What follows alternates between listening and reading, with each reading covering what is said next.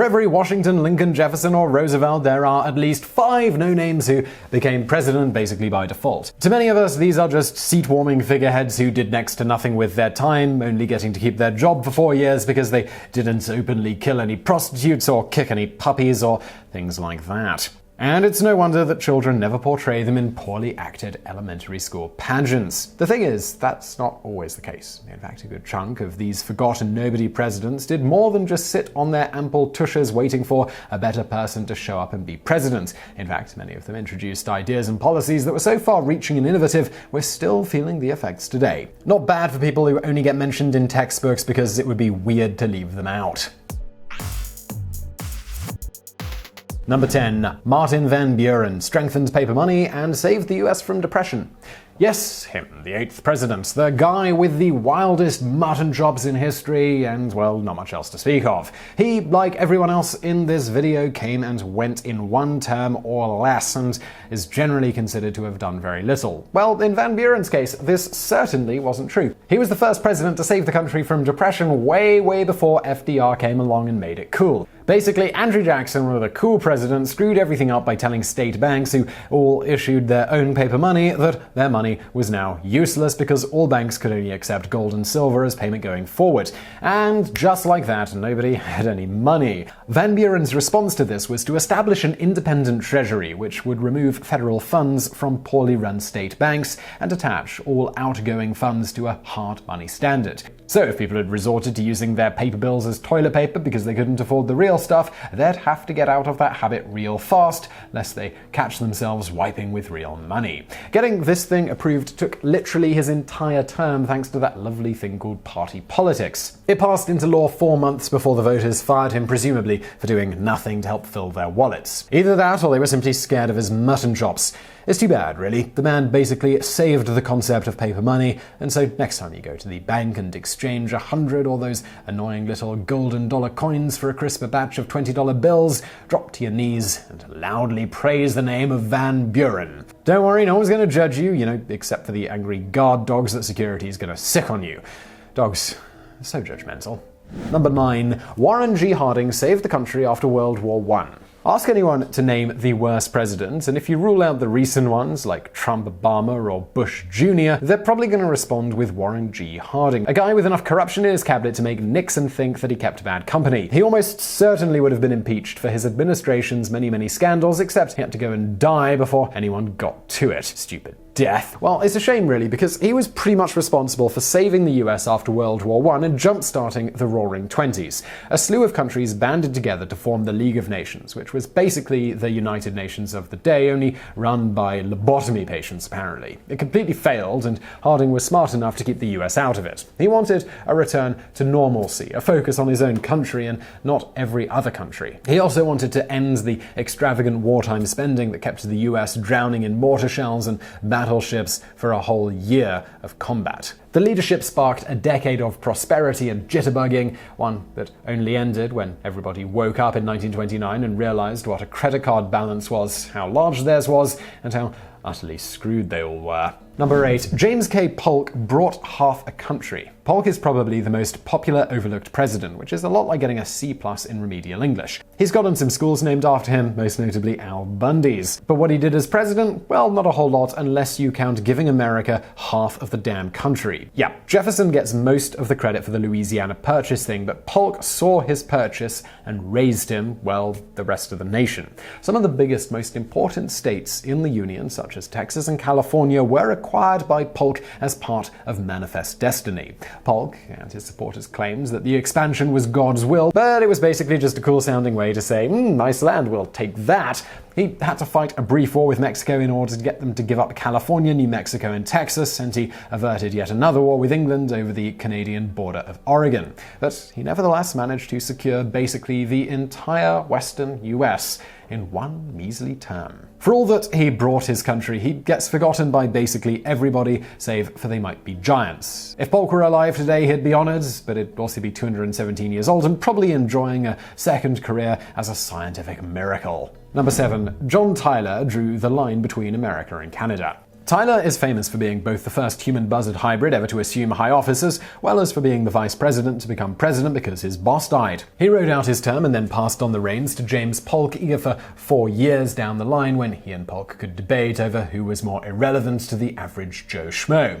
So, what did Tyler actually do other than possess one of the most boring names in presidential history? Well, mostly foreign policy stuff, most notably the Webster-Ashburton Treaty, which set up the official Canadian-US border from coast to almost coast. They deal with everything west of the Rocky Mountains later, and allowed shared use of the Great Lakes. The border issue, particularly the part around Maine, damn near caused another war with England on several occasions. So if you want to thank somebody for drawing up the borders of the American nation, you can thank Tyler, if you can remember his name.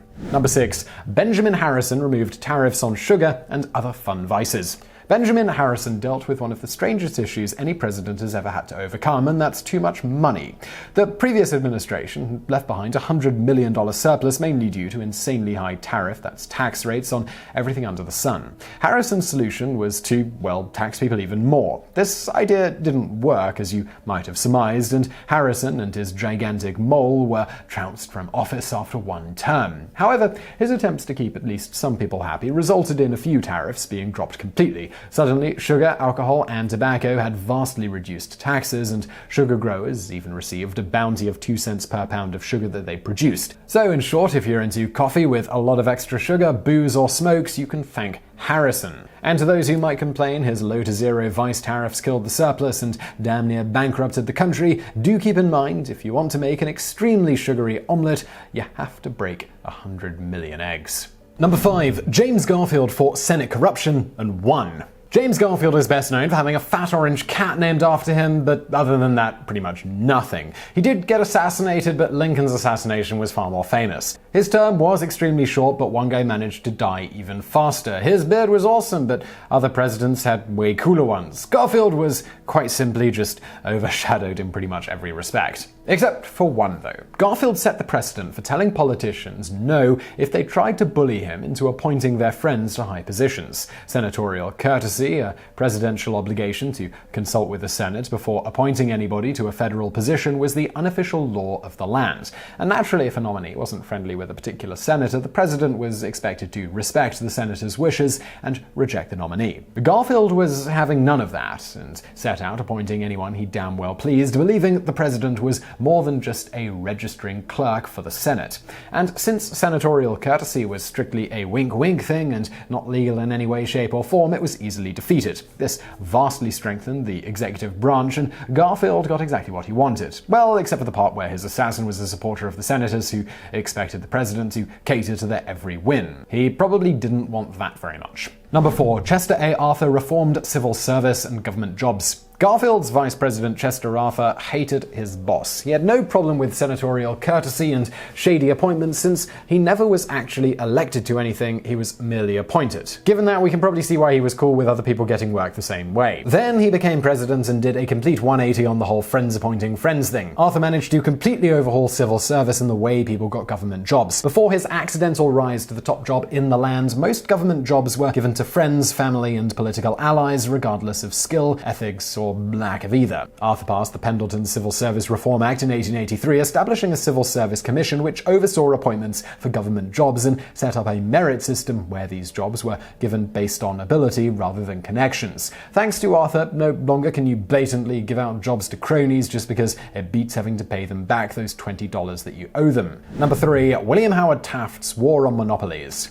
Poor Taft. His legacy is pretty much being the fat president who might have got stuck in a bathtub. It's kind of a wonder that the fat orange cat wasn't named after him. But beyond being fat, Taft's greatest problem was coming right after Teddy Roosevelt, one of the best and most badass presidents ever.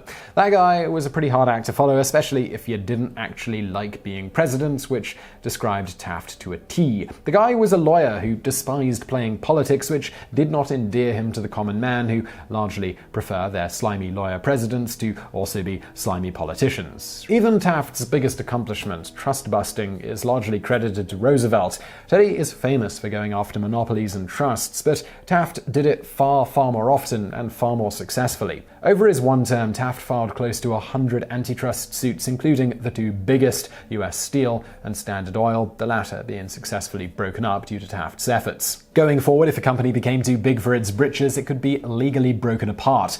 This is why Burger King and McDonald's haven't combined to form a single ultra-greaseball burger chain conglomerate, opting instead to sit on opposite sides of the road, imploring gluttons everywhere to chow down in one place and then rush across the busy freeway to try the other. Number 2. Rutherford B. Hayes ended Reconstruction and united the country. Remember earlier when we said that Garfield's beard was overshadowed by another president's? Well, that would be Rutherford Hayes. His beard was beyond epic. It was bushy to the point where it looked like he didn't have a mouth. Which is just as well, because many people are convinced that his term as president consisted of him sitting in a chair, not saying a word, and only getting up when somebody told him he wasn't president anymore. Obviously, this wasn't actually the case. As it turns out, Hayes was the guy who ended Reconstruction and united the country after the Civil War. And all he had to do was lose the election, kind of. Hayes lost the popular vote, but neither he nor his opponent had enough electoral votes to win the election. Hayes was given the win via congressional action, which is about as sexy a victory as it sounds. Southerners, however, they were angry, which is